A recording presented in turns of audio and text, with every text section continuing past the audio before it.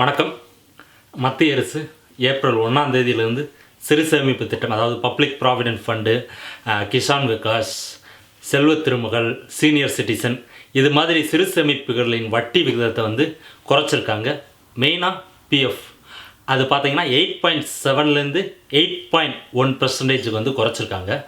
இது ஒரு ப்ரைவேட் கம்பெனியில் வேலை பார்த்துக்கிட்டு இருக்க ஒவ்வொரு ஆட்களுக்கும் இது ஒரு பெரிய ஒரு இடி. அதே போல் ரிட்டையர்மெண்ட் ஆகி இருக்க எல்லாருக்குமே இது ஒரு பெரிய ஒரு இடி தான். இதற்கு மத்திய அரசு கொடுக்குற ஒரு விளக்கம் அப்படின்னு நீங்கள் பார்த்தீங்கன்னா, இப்போ பிஎஃப் எல்லாத்துக்குமே வந்து இப்போ 8.7% கொடுக்குறாங்கன்னா அதோட வரி சலுகை எல்லாத்தையும் சேர்க்குறப்ப 13% வந்து வருது. அதே மாதிரி உலக சந்தையில் இவங்க வாங்குகிற வட்டி மதிப்பு பார்த்தீங்கன்னா 12.5% வந்து வட்டிக்கு வாங்குகிறாங்க.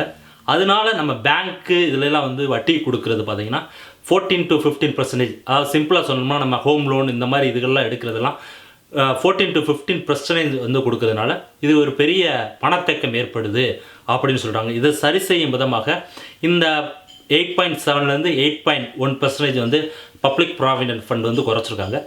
அது மூலியமாக என்ன பண்ண போகிறாங்கன்னா, இந்த 14-15% கொடுக்குறத வட்டி கொடுக்குறது பேங்க் இதுலாம் வந்து கொடுக்குற இன்ட்ரெஸ்ட் ரேட்டை கம்மி பண்ணி அதையும் வந்து ஒரு 12% வந்து கொடுத்து கடனாளிகளை வந்து இந்தியாவில் வந்து அதிகப்படுத்த போகிறோம் அப்படின்னு சொல்லி ஒரு ஒரு ஒரு ஒரு எண்ணத்தோட, அதாவது ஒரு பெரிய எண்ணத்தோட, ஒரு படர்ந்த எண்ணத்தோட மத்திய அரசு வந்து சொல்லியிருக்காங்க. இது பார்த்தீங்கன்னா இதில் நிறையா வந்து ஒரு காமெடி கேலிக்கூத்துக்கள்லாம் இருக்குது. இந்த 8.7% 8.1% குறைக்கிறதுனால அஃபெக்ட் ஆக போகிறது பார்த்தீங்கன்னா ஒரு சீனியர் சிட்டிசனோ இல்லைனா வந்து ப்ரைவேட் கம்பெனியில் இதைவே நம்பி வாழ்க்கையை ஓட்டிக்கிட்டு இருக்க மக்களோ தான். இந்த ஹோம் லோன் இதுகள்லாம் வந்து வாங்க போகிறது பார்த்திங்கன்னா பெரிய பணக்கார ஆட்கள் தான் இந்த பெரிய லோன் அமௌண்ட் வாங்க போகிறதெல்லாம். இதில் எப்படி வந்து மக்கள், ஒரு சாதாரண மக்கள் பயனடைவார்கள் அப்படின்னு சொல்லிட்டு மத்திய அரசு சொல்கிறாங்கன்னு சொல்லி தெரியலை. இது மாதிரி வந்து நிறையா டவுட்ஸ் இருக்குது. இந்த அந்த வட்டி விகிதம் வந்து 13% வட்டி விகிதம் வந்து 12.5% வந்து நாங்கள் உலக சந்தையிலேருந்து வாங்குகிறோம் அப்படின்றாங்க. அது உலக சந்தையோடது. நம்ம லோக்கல் இந்தியாவில் என்ன பணவீக்கம் இருக்குது, என்ன மாதிரி இருக்குது, இதில் வந்து நம்ம உள்நாட்டுக்குள்ளே எவ்வளவு விலைவாசி ஏற்றம் இருக்குது, எப்படி வந்து இதை சமாளிக்கிறது அப்படின்னு சொல்லிட்டு கொஞ்சம் மத்திய அரசு விரிவாக சொன்னாங்கன்னா கொஞ்சம் நல்லபடியாக இருக்கும்.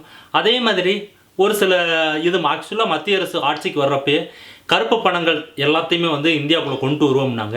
அப்படி கொண்டு வந்திருந்தால் இது மாதிரி ஒரு அடிப்படை ஒரு மக்களோட சேமிப்பு திட்டத்தில் வந்து கை வைக்கணும் அவசியம் கிடையாது. அதே போல் மது, புகையிலை இதன் மீதான வரிகளை வந்து அதிகப்படுத்தலாம். மெயினாக மத்திய அரசில் உள்ள இந்த எம்பிஸ் எல்லாம் வெளிநாட்டு பயணத்துக்கு போகிறது 2015-16 பார்த்தீங்கன்னா 269 கோடி வந்து அலோகேட் பண்ணியிருந்திருக்காங்க. ஆனால் இதில் மறுபடியும் ரிவைஸ் பண்ணி 559 கோடி வந்து வெளிநாட்டுக்கு மினிஸ்டர்ஸ் எல்லாம் போயிட்டு வர்றதுக்கு, அதாவது இந்த வெளிநாட்டில் போயிட்டு ஏதோ டிஸ்கஸ் பண்ண போகிறேன், பிஸ்னஸ் டிஸ்கஸ் பண்ண போகிறேன்னு சொல்லிட்டு போயிட்டு வர்றாங்க இல்லையா, அந்த இதெல்லாம் பார்த்தீங்கன்னா 559 கோடி வந்து செலவு பண்ணியிருக்காங்க. இதில் கம்மி பண்ணலாம். வெளிநாட்டிலேருந்து வந்து இம்போர்ட் பண்ணுற பொருட்கள், அதாவது உள்நாட்டில் தயாராகிற பொருட்களை வந்து நீங்கள் வந்து வளர்ச்சி மேக் இன் இந்தியா அப்படின்னு சொல்கிறீங்க. அப்போ வெளிநாட்டிலேருந்து இம்போர்ட் ஆகிற பொருட்களோட வரிசையை வந்து அதிகப்படுத்தலாம். இது மாதிரி வந்து நிறையா விதங்களில் வந்து மத்திய அரசு வந்து கான்சன்ட்ரேட் பண்ணி ரெவன்யூ இன்க்ரீஸ் பண்ணிவிட்டு, இந்த பேசிக் மக்களோட இது பார்த்திங்கன்னா இந்தியாவோட பலமே சேமிப்பு தான். அந்த சேமிப்புலேயும் வந்து கை வச்சுட்டு இப்போ மேற்கத்திய நாடுகள் அமெரிக்காவெலாம் பார்த்திங்கன்னா சேவிங்ஸ் அக்கௌண்டோட வட்டி விகிதம் பார்த்தீங்கன்னா 0.01%. அங்கெல்லாம் கிரெடிட் மட்டும்தான். அதாவது நீ வட்டியில் தான் வாழ்க்கையை ஓட்டிக்கிட்டு இருக்கான் அவன். அங்கே பார்த்தீங்கன்னா கிரெடிட் லிமிட்டு, கிரெடிட்டோட வந்து எவ்வளவு பாயிண்ட்ஸ் எடுத்திருக்க ரேட்டிங்கு, இதை வச்சு தான் ஓட்டிக்கிட்டு இருக்கான். அதே போல் இந்தியாவும் தன்னோட சேவிங்ஸை வந்து கொஞ்சம் கொஞ்சமாக கம்மி பண்ணுற, இன்ட்ரெஸ்ட் ரேட்டை வந்து கம்மி பண்ணுறதுனால சேவிங்ஸ் அக்கௌண்ட்டே வந்து மற்ற மேற்கத்திய நாடுகள் மாதிரி இல்லாமல் ஆக்கக்கூடிய ஒரு சூழ்நிலையில் வந்து வந்திருக்கோம். இதுதான் வந்து இந்தியாவோட ஒரு மிகப்பெரிய ஒரு அழிவு காலத்தின் தொடக்கம் அப்படின்னு சொல்லிட்டு எனக்கு தோணுது. காரணம் என்ன அப்படின்னு பார்த்தீங்கன்னா, லாஸ்ட் ரிசீசன் அப்போ அமெரிக்கா போன்ற நாட்களில் இந்த சேவிங்ஸ் அந்த ஒரு திட்டம் இல்லாத ஒரே காரணத்தினால தான் வந்து பெரிய ஒரு பட்டினி மக்கள் வந்து பட்டினினால் வந்து நிறைய வந்து அவஸ்தைப்பட்டாங்க. நம்ம இந்தியா அந்த ரெசிஷனில் தப்பிச்சதுக்கு காரணம் மக்கள்கிட்ட இருந்த அந்த ஒரு சேவிங்ஸ் தான். இப்போ இந்த ஒரு அடிப்படை ஒரு சிறு சேமிப்பு திட்டத்திலே வந்து மக்கள் கை வைக்கிறப்ப, மத்திய அரசு கை வைக்கிறப்ப மக்களோட நிலைமை மேற்கத்திய நாடுகள் போல் வந்து மாறும் ஒரு சூழ்நிலை வந்து கொண்டிருக்கிறது. இது பார்க்கலாம் என்ன மாதிரி. இது வந்து ரிவைஸ் பண்ணுவேன் எவ்ரி 3 months அப்படின்னு சொல்லியிருக்காங்க. இப்போ பார்த்தீங்கன்னா இது ரிவைஸ் பண்ணிக்கிட்டே இருந்தாங்கன்னா ஒரு காலகட்டத்தில் மற்ற மேற்கத்திய நாடுகள் மாதிரி சேவிங்ஸ் அக்கௌண்ட் வந்து 0.01% தான் வந்து கொடுப்பாங்க அப்படின்னு நினைக்கிறேன்.